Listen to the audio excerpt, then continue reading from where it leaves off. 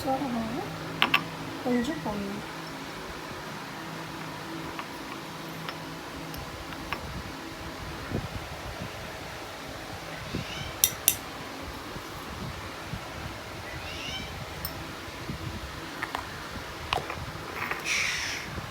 உளுந்து மைதா மாவு கொஞ்சோண்டு அதில் நல்லா வெங்காயம் பெப்பர் பவுடர் போட்டேன்.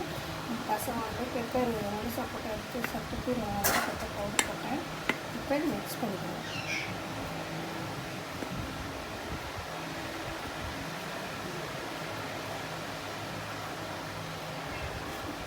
ஒரு கையில் நான் வீடியோ எடுத்துக்கலாம். இது நம்ம கையில் மிக்ஸ் பண்ணுற மாதிரி வராதுவோம். அதனால் கையில் மிக்ஸ் பண்ணுறேன். சரியா? கையில் மைதம் இந்த கையில் மிக்ஸ் பண்ணுற மாதிரி வராது. கைதான் ஆயுதம். சரி, நான் ஒன்றே மறந்துட்டேன். பெருங்காயத்தூள் போட மறந்துட்டேன். நீங்கள் சொல்லிக்கலாம்ல. போடலாம். எஃப்தாருக்கு வடை மாவு, உளுந்த வடை மாவு ரெடி பண்ணியாச்சு.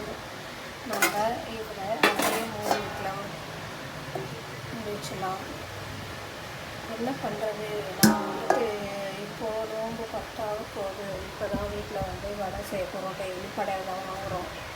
50 ரூபாய்க்கு கடையில் டெய்லி வாங்குகிறோம். அது அதனால எனக்கு கொஞ்சம் வெறும் கைக்கு கொஞ்சம் காய்ச்சி கிச்சனுங்க. நான் இன்னும் வாட்டி ஃபுல்லாக கிச்சன் நல்லா க்ளீன் பண்ணிவிட்டு ஃபுல் வீடியோ போடுறேன்.